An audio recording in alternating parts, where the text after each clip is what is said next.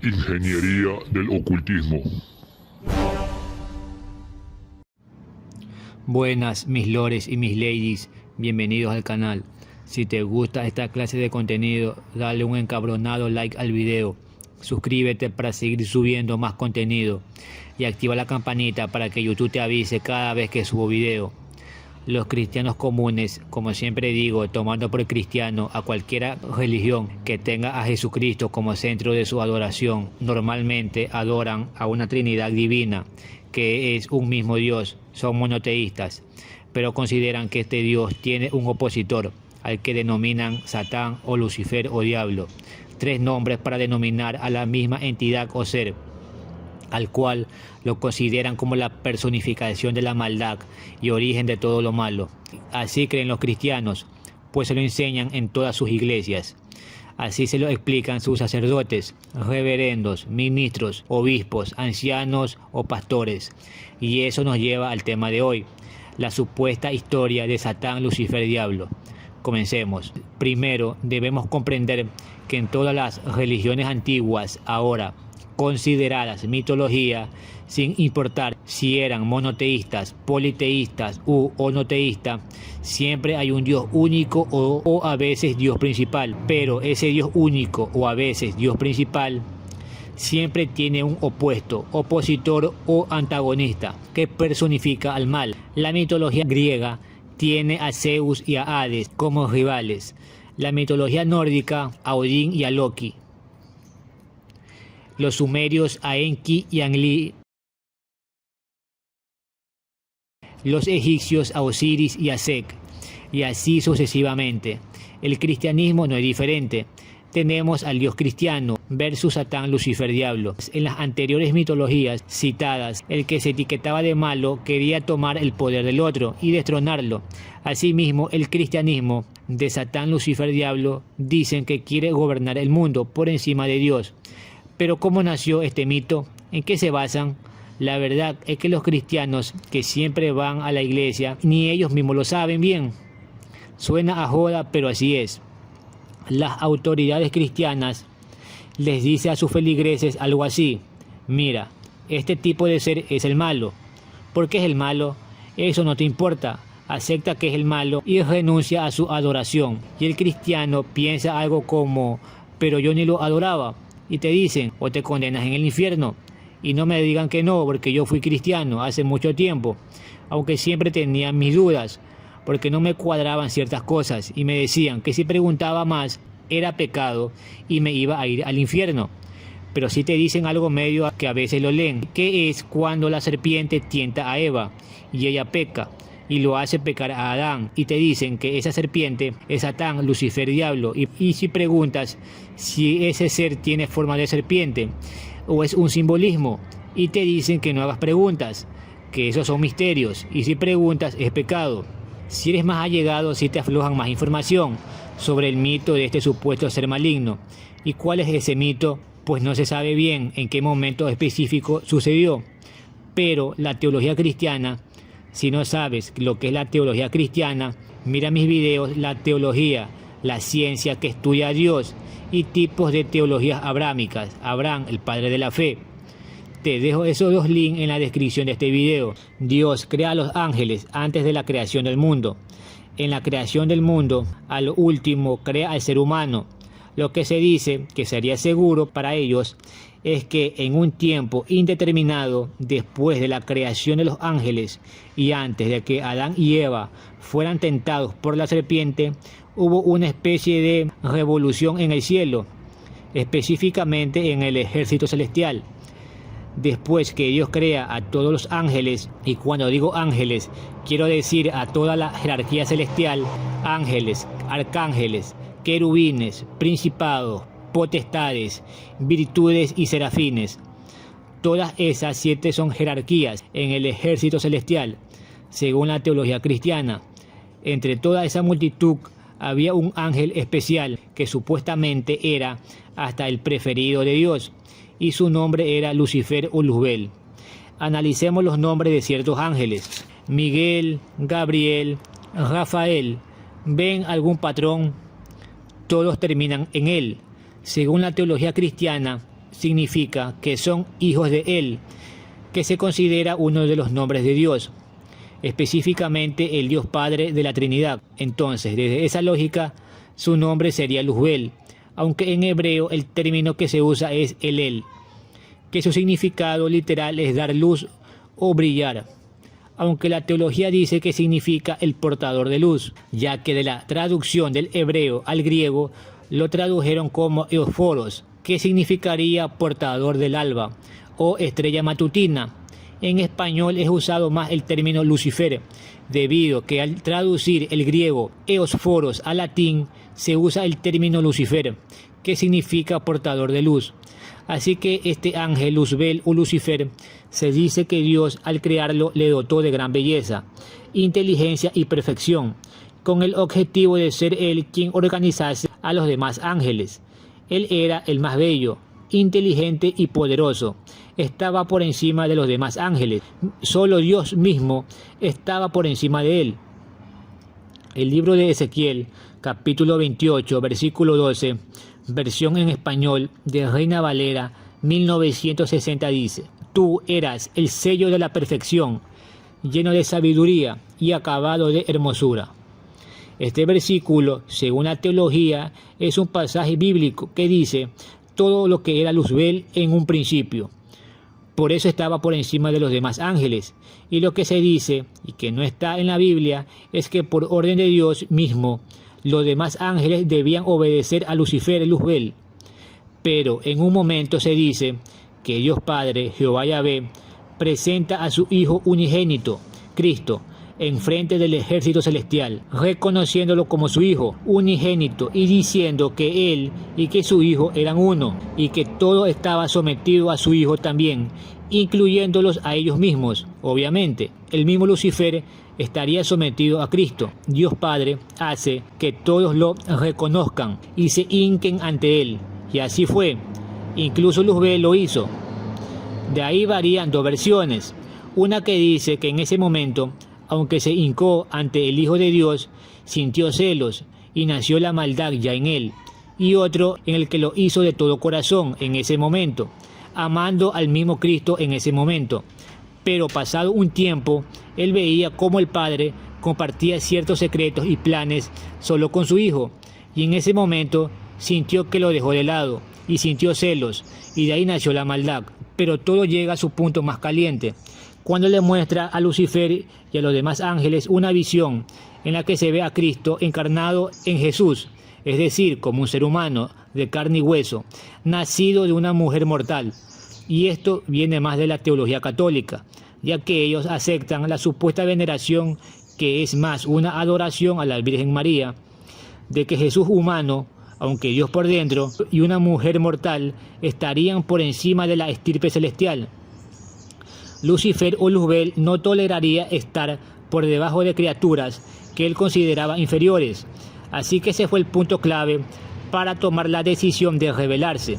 Según la teología cristiana, los ángeles eran innumerables, miles de millones, así que Luzbel trató de convencerlos que se pusieran de su lado para tomar el poder, él argumentando que Dios no confiaba en ellos, ya que solo compartía sus planes con su Hijo, y que no tenían el libre albedrío, y que no eran más que sirvientes, y que esa era una humillación, que en un futuro un Dios encarnado en humano y una mujer mortal estuvieran por encima de ellos. La teología también añade cierta vanidad en él, ya que era el más bello de todos, más sus demás cualidades se hizo orgulloso, y más todo lo antes dicho, tomó la decisión de rebelarse.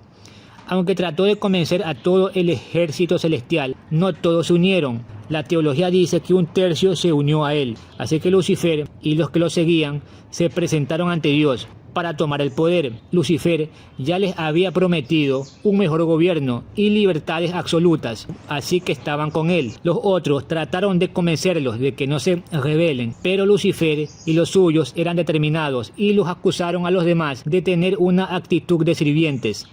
Cuando llegó el momento en que Lucifer y los suyos confrontan a Dios, el último ángel en la jerarquía, un tal Mijael en hebreo, si lo traducimos ese nombre al español es Miguel.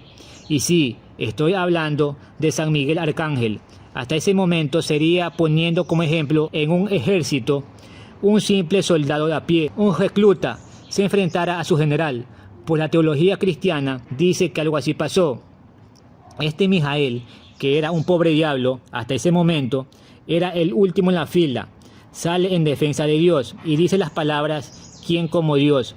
Entonces los demás ángeles lo apoyaron y se armó el tiro, señores, al estilo de la WWE. Al final, Mijael o Miguel y los demás ángeles que lo siguieron lograron vencer a Luzbel y a los suyos.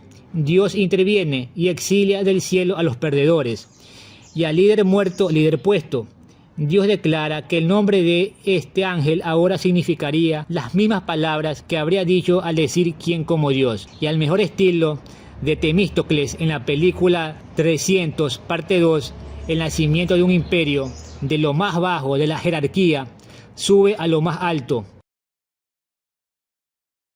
Un momento que lo elevaría de un simple soldado a lo alto del poder político ateniense.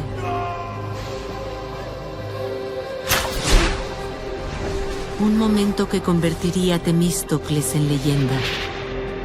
Al líder muerto, líder puesto. Alguien tenía que ocupar la vacante que dejaba Luzbel. Luzbel cae y Mijael asciende. Dios nombra a Miguel comandante y jefe de la milicia celestial. Bien, una vez exiliados, Lucifer y sus seguidores del cielo, ¿y ahora qué? Pues parece que quería venganza. Y según la teología cristiana, después de que Adán y Eva ya fueran creados, y al ver cómo ellos, o sea, Adán y Eva, vivían en perfecta comunión con Dios, y al ver el inmenso amor de Dios para con los humanos, y que parecía que sentía más amor por los humanos que por los mismos ángeles, pues Lucifer, como todo ser inteligente que busca venganza, le iba a dar a su enemigo jurado Dios a donde más le duele, y era enemistar a la creación, que supuestamente más ama a Dios, o sea, al ser humano, con Dios. Así que se metamorfea, es decir, toma la figura de una serpiente, según el Génesis, engaña a Eva de comer del árbol del conocimiento, y ésta, después de comer desobedeciendo la supuesta prohibición, convence a Adán de comer, y Adán come, desobedeciendo también, y ahí nació el supuesto pecado original de la teología cristiana, y en lo que se basan todas las religiones cristianas. De ahí Dios se molesta por desobedecer, ya que desobedecer es sinónimo de pecado, según el cristianismo, y pues Adán y Eva, que supuestamente habían sido creados en estado de comunión con Dios y perfección e inmortalidad, perderían todo eso, pierden todo eso, y ahora eran unos simples mortales, podían morir. Esto lo explico también bastante en mi video, la supuesta preparación de la venida del Mesías, que te enseñan en el cristianismo. Te dejo ese link en la descripción de este video.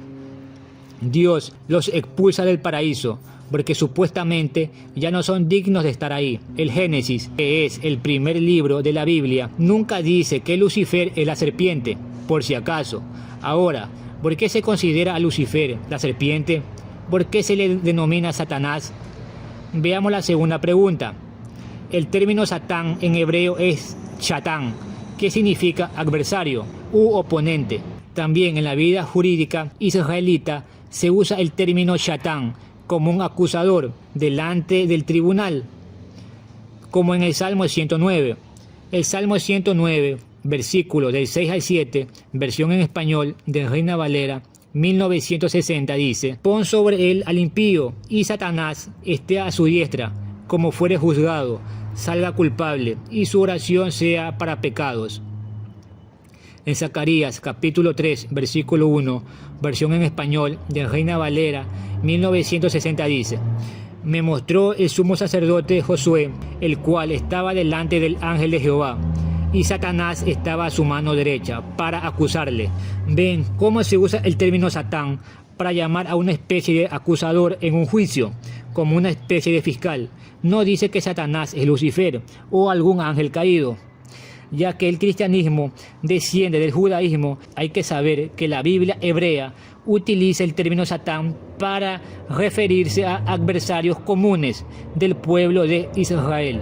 En Primera de Crónicas, capítulo 21, versículo 1, versión en español de Reina Valera 1960 dice: pero Satanás se levantó contra Israel e incitó a David a que hiciese censo de Israel. El mismo texto, Primera de Crónicas, capítulo 21, versículo 1, la verdadera traducción debería ser así: y se levanta un adversario contra Israel.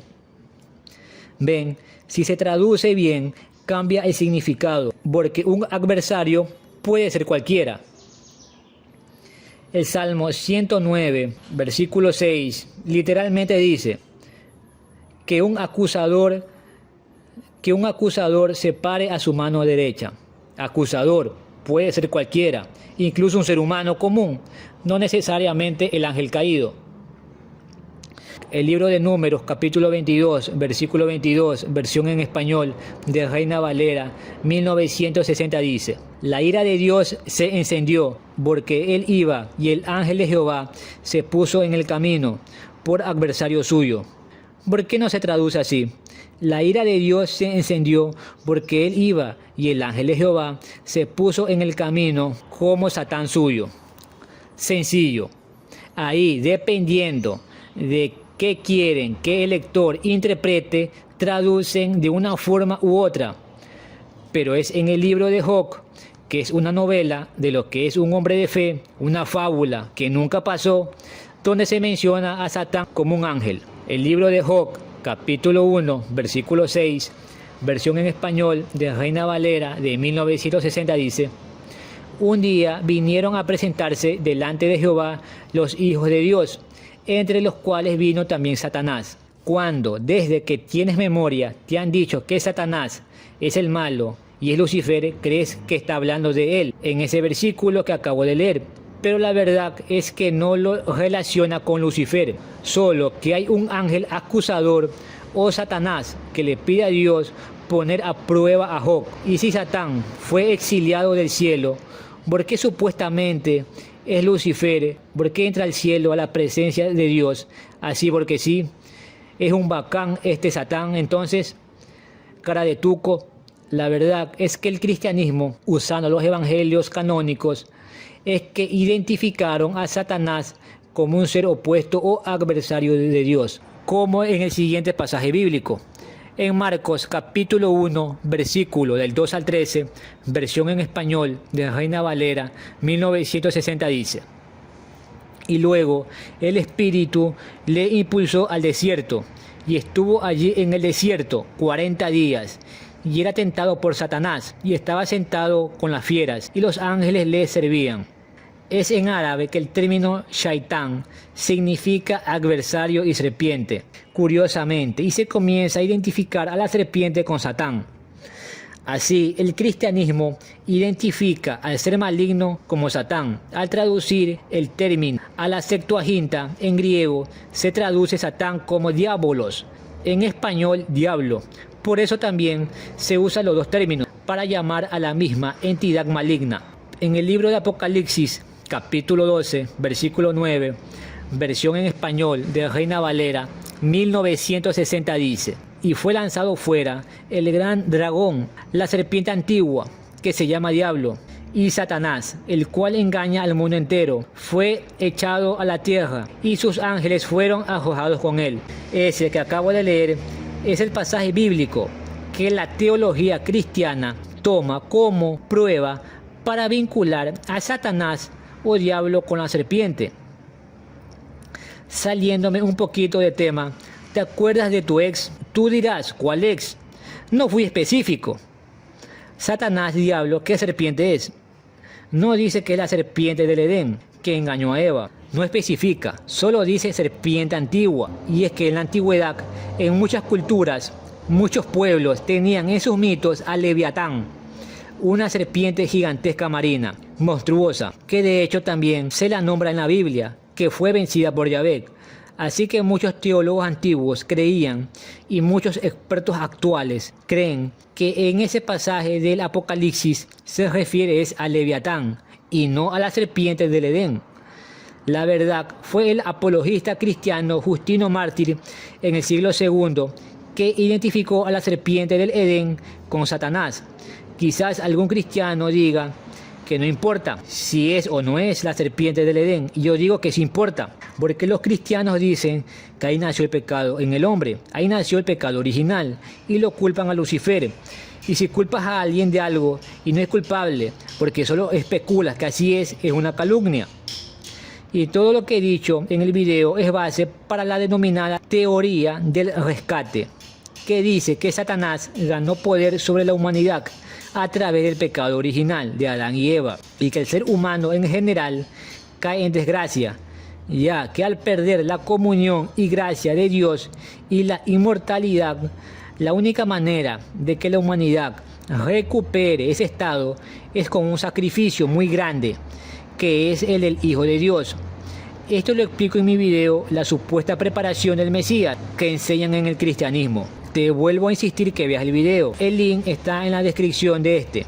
Según la teoría del rescate, el Hijo de Dios tenía que encarnar en un ser humano y ser sacrificado para que el ser humano recupere lo que había perdido, la comunión y gracia con Dios y la inmortalidad. Entonces, yo hago una pregunta: ¿por qué la gente muere y no puedes hablar con Dios como hablas con cualquier amigo? Entonces los cristianos te dicen, no, es que eso es cuando te mueras. Y si crees y aceptas a Cristo Jesús en tu corazón, entonces digo, la muerte de Jesús, supuesto Hijo de Dios, no fue suficiente pago, que aparte hay que creer en Él y obedecerle y esperar a morir para ver esa vida eterna y feliz, porque si crees esto, te pasas de ingenuo y fanático. Ahora, hace un momento leí un versículo incompleto, que ahora lo voy a leer completo. El libro de Ezequiel, capítulo 28, versículo 12, versión en español de Reina Valera 1960 dice: Hijo de hombre, levanta endecha sobre el rey de Tiro y dile, así ha dicho Jehová el Señor, tú eras el sello de la perfección, lleno de sabiduría y acabado de hermosura. Ven, si lo leen el versículo completo, se dan cuenta que es un versículo al rey de Tiro. No hay ningún ángel caído, ni nada de eso. Bueno, los cristianos siguen leyendo y dicen que los demás versículos sí que habla de un ángel caído. Veamos. El libro de Ezequiel, capítulo 28, versículo del 13 al 14, versión en español de Reina Valera 1960 dice: En Edén, en el huerto de Dios estuviste, de toda piedra preciosa era tu vestidura, de cornerina, topacio, jaspe, crisólito, berilo y ónice, de zafiro, de carbunilo, esmeralda y oro. Los primores de tus tamboriles y flautas estuvieron preparadas para ti en el día de tu creación. Tú, querubín grande, protector, yo te puse en el monte de Dios. Allí estuviste, en medio de las piedras de fuego, te paseabas. Bueno, en lo que acabo de leer, podría estar hablando de un ángel caído, ya que menciona al Edén, que para los teólogos es el paraíso, y toda la vestidura de piedras preciosas, y le llama querubín, que es un tipo de ángel. Podría ser, por decir, mi mamá y mi madrina llaman a cualquier niño querubín. En mi país a los ladrones le llaman angelitos. Yo cuando voy al gimnasio digo que voy a entrenar en modo Saiyajin Dios, y eso no me hace Goku. Solo son exageraciones para decir que voy a entrenar al más alto nivel que puedo, o a veces por sarcasmo. Así que las palabras usadas en esta historia sí podrían estar dirigidas al rey de Tiro, tratando de enaltecerlo para después decir que va a caer a lo más bajo por ser enemigo del pueblo de Israel, o tal vez solo es sarcasmo. Es decir, puede ser pura labia del escritor de los versículos y no haber nada sobrenatural ni escondido, o tal vez sí, o tal vez no, quién sabe, yo no lo escribí. Lamentablemente no tenemos al escritor para preguntarle la intención del escrito. Para ir terminando esta teoría del rescate del Hijo de Dios hecho hombre para ser sacrificado, para redimir a la humanidad del pecado, sale otra teoría de Luzbel, y es que según esa nueva teoría, Dios les hace tener una visión a Luzbel y a los ángeles antes de la rebelión, de que su creación preferida, el ser humano, caía en desgracia, y él enviaba a su hijo en forma humana para sacrificarse y reconciliar al hombre con Dios. Pero se dice que Luzbel, Lucifer, dio un paso al frente y pidió ser él el que fuera enviado y sacrificado. Dios no acepta la propuesta de este, y eso también contribuyó a que Luzbel se sienta rechazado, y de ahí nació su resentimiento con Dios y tomó la decisión de rebelarse.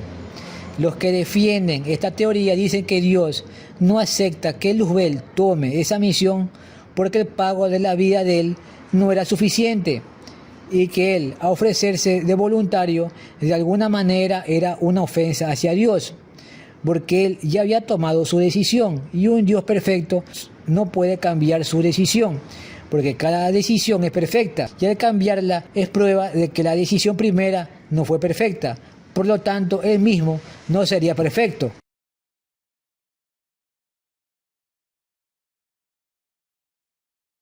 Ahora, yo digo una cosa, si Dios es perfecto, ¿por qué crea un ser como Luzbel perfecto, pero que se imperfeccionó?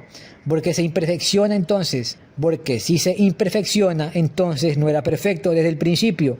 ¿Acaso no podría crear un ser ángel perfecto en el que sea imposible que nazca la maldad? La calidad de una mesa dice mucho de la habilidad del carpintero. Este ser maligno dice mucho del que lo creó. Algunos dicen que para probar a la humanidad. Si Dios es omnisciente, ya sabe qué vamos a hacer y no necesita probarnos, a no ser que no lo sea. Y si Dios crea a Adán y a Eva en estado de perfección, porque así lo dice la teología cristiana, porque quería probarlos. Si eran perfectos no había necesidad de probarlos.